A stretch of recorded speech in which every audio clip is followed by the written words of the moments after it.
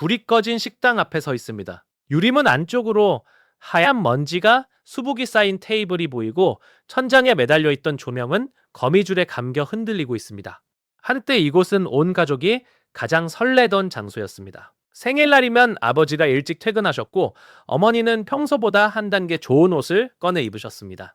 차 안에서부터 두근거리던 가슴을 안고 도착한 그 식당에는 스테이크 굽는 냄새와 웃음소리가 가득했습니다. 종업원이 생일 축하 노래를 불러주면 온 식당의 손님들이 박수를 쳐주던 그 순간은 어린 시절 가장 화려한 기억으로 남아 있습니다. 시작하기에 앞서 구독과 좋아요 눌러주시면 영상 제작에 큰 힘이 됩니다. 그런데 지금 그 식당들이 모조리 사라지고 있습니다. 1992년 대한민국의 첫 발을 디딘 TGI 프라이데이스가 2025년 3월 33년의 역사를 끝으로 마지막 문을 닫았습니다. 그보다 앞서 시즐러가 떠났고 마르시가 떠났고 토니 로마스가 떠났고 베니건스마저 완전히 철수했습니다. 한때 100개가 넘는 매장으로 전국을 누비던 그 화려한 제국들이 어쩌다 이 지경이 된 것일까요? 누군가는 단순히 시대가 변한 것이라고 말합니다. 하지만 그 변화의 이면에는 단순한 유행의 교체가 아닌 훨씬 더 복잡하고 잔인한 이야기가 숨어 있습니다. 오늘은 우리 모두의 추억이었던 가족형 식당의 탄생부터 몰락 그리고 놀라운 반전까지 그 모든 이야기를 들려드리겠습니다. 이 영상을 끝까지 보시면 지금 살아남은 식당들이 어떤 처절한 선택을 했는지 소름 돋는 진실을 알게 되실 겁니다. 자, 그러면 시간을 되돌려 1990년대 대한민국으로 가보겠습니다. 당시 대한민국은 폭발적인 경제 성장이 한가운데 있었고 사람들의 주머니가 두꺼워지면서 외식 문화에 대한 갈증이 극에 달해 있었습니다. 경양식집의 돈가스와 함박스테이크로는 채울 수 없는 욕망이 커지고 있었고 바로 그 틈을 파고든 것이 미국에서 건너온 가족형 식당이라는 새로운 형태의 외식 공간이었습니다. 1992년 서울 서초구 양재동에 TGI 프라이데이스 1호점이 문을 열었고 1995년에는 베니건스 시즐러 토니 로마스가 연달아 상륙했습니다. 1997년에는 우리 토종상표인 막스와 호주풍 스테이크 전문점 아웃백이 동시에 등장했습니다. 2001년에는 가성비의 대명사 애슐리까지 합류하면서 대한민국 가족형 식당 시장은 그야말로 전국 시대를 맞이합니다. 그때 이 식당들이 왜 그토록 폭발적인 인기를 끌었는지 지금의 20대, 30대는 잘 모를 수도 있습니다. 당시의 넓은 홀에 깔끔한 양식 인테리어, 그리고 영어로 적힌 메뉴판은 그 자체로 하나의 문화 충격이었습니다. 지금이야 어디서든 스테이크를 먹을 수 있지만 1990년대의 두툼한 고기 위에 버터가 녹아내리는 스테이크를 눈앞에서 지글거리며 받아드는 경험은 웬만한 해외여행 못지않은 사건이었습니다. 특히 샐러드바라는 개념은 혁명에 가까웠습니다. 수십 가지 음식을 내가 직접 골라 담을 수 있다는 것만으로도 사람들은 열광했고 아이들에게는 그곳이 곧 놀이터나 다름없었습니다. 생일 이벤트는 이 식당들의 가장 강력한 무기였는데 불을 끈 매장 안에서 촛불 꽂힌 케이크가 등장하고 직원들이 노래를 불러주면 주인공이 된 아이의 얼굴에는 세상에서 가장 큰 미소가 번졌습니다. 이동통신사 할인에 신용금융회사 제휴 혜택까지 더해지면서 주말이면 1시간, 2시간 대기는 기본이었고 어떤 매장은 대기 번호가 3자리를 넘기기도 했습니다. 2000년대 초반 아웃백 한 곳의 매출이 하루에 수천만 원을 찍었다는 이야기가 업계에서 전설처럼 돌았습니다. 그런데 이 황금기는 생각보다 빨리 끝나기 시작합니다. 2008년 세계 금융 위기가 터지면서 사람들의 지갑이 얇아졌고 3만 원에서 5만 원대의 식사 비용은 갑자기 사치처럼 느껴지기 시작했습니다. 비슷한 시기에 한식뷔페라는 새로운 경쟁자가 등장해서 만원대 가격으로 푸짐한 한식을 제공하기 시작하자 가족형 식당의 가격 경쟁력은 순식간에 무너졌습니다. 설상가상으로 맛집 문화가 폭발적으로 확산되면서 사람들은 획일적인 체인 음식 대신 개성 있는 소규모 식당을 찾아다니기 시작했습니다. 이 식당들이 쓰는 반가공 식재료의 실체도 하나둘 드러나기 시작했는데 공장에서 밀리조리된 소스와 냉동된 고기를 매장에서 단순히 데워내는 방식이 알려지면서 소비자들의 실망감은 극에 달했습니다. 3만 원짜리 스테이크가 사실은 공장에서 대량 생산된 것이라는 사실에 사람들은 배신감을 느꼈고 한번 깨진 신뢰는 다시 돌아오지 않았습니다. 가장 먼저 쓰러진 것은 시즐러였습니다. 대한민국 최초로 샐러드바라는 개념을 들여온 개척자였지만 2013년 수익 악화를 이기지 못하고 모든 매장에 불을 껐습니다. 같은 해 체험형 식당의 선구자 마르쉐도 역사 속으로 사라졌습니다.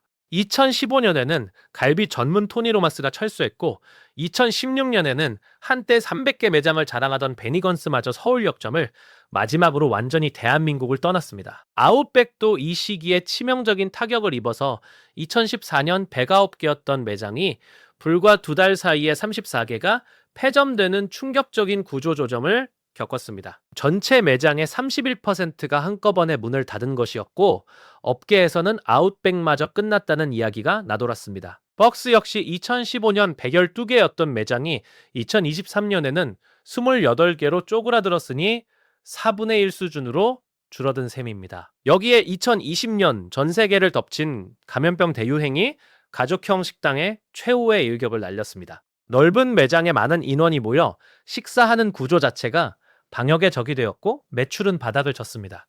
이 시기에 살아남은 곳과 죽은 곳의 차이는 딱 한 가지였는데 변할 수 있느냐 없느냐였습니다. 2025년 3월 TGI 프라이데이스가 마지막 매장에 불을 꺼올 때 업계에서는 가족형 식당의 시대가 완전히 끝났다고 선언했습니다. 33년 동안 대한민국에서 영업한 이상표의 퇴장은 단순히 하나의 식당이 문을 닫은 것이 아니라 한 시대의 종말을 알리는 신호탄이었습니다. 운영사인 MFG 코리아는 14개 남은 매장을 순차적으로 정리하며 경쟁력이 떨어진 상표를 버리고 매드포 관리에 집중하겠다고 밝혔습니다. 33년의 역사가 경쟁력이 떨어졌다는 한 문장으로 정리되는 현실이 씁쓸하기 그지없습니다. 그런데 여기서 놀라운 반전이 벌어집니다.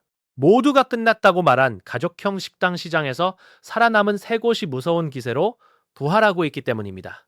먼저 아웃백의 이야기입니다. 2021년 BHC 그룹에 인수된 아웃백은 가족형 식당이라는 딱지를 떼어내고 캐주얼 다이닝이라는 새로운 정체성으로 완전히 탈바꿈했습니다. 매장을 대형 쇼핑몰과 복합산업시설 중심으로 재배치했고 투움밥 파스타 같은 대중적인 메뉴를 전면에 내세워 가족뿐 아니라 친구 모임 직장 동료 회식까지 고객층을 대폭 확장했습니다. 결과는 놀라웠는데 2022년 4,110억 원이던 매출이 2023년 4,760억 원으로 뛰었고 2024년에는 5천억 원을 넘어선 것으로 추정됩니다. 매장 수도 2021년 78개에서 2025년 101개 체제로 올라서면서 5년 연속 매장 확장이라는 기록을 세웠습니다. 2025년 12월에는 월간 기준 역대 최고 매출을 경신했고 연말 이틀 동안 100억 원어치를 팔았다는 놀라운 수치가 나왔습니다.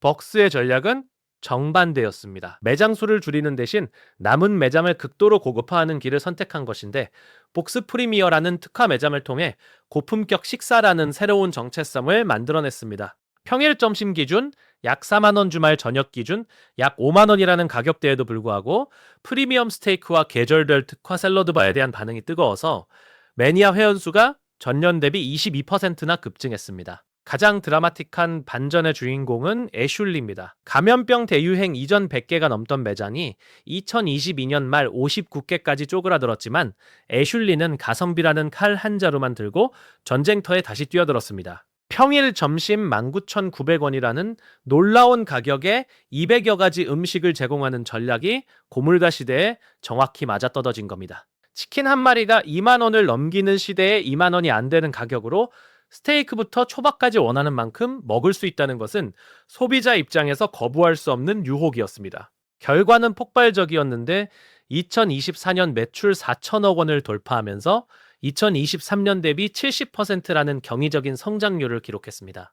2025년에는 5천억 원 돌파를 눈앞에 두고 있으며 매장도 다시 빠르게 늘리고 있습니다. 전문 조사 기관에 따르면 대한민국 가족형 식당 시장 규모가 2023년 약 8,900억 원에서 2026년에는 1조 1,700억 원을 넘어설 것으로 전망됩니다. 망했다고 모두가 조롱하던 시장이 1조 원을 돌파하며 화려하게 부활한 것입니다. 이 반전에서 우리가 배울 수 있는 것은 무엇일까요? 사라진 식당들과 살아남은 식당들의 차이는 결국 변화에 대한 태도였습니다. 베니건스는 주인이 바뀌는 혼란 속에서 방향을 잡지 못했고 TGI 프라이데이스는 과거의 영광에 멋물며 새로운 세대가 원하는 것을 읽어내지 못했습니다. 반면 아웃백은 자신의 이름표를 스스로 떼어내는 용기를 보여줬고, 애슐리는 자존심 대신 소비자의 지갑 사정을 택했습니다. 생각해보면 이것은 단지 식당의 이야기만이 아닙니다.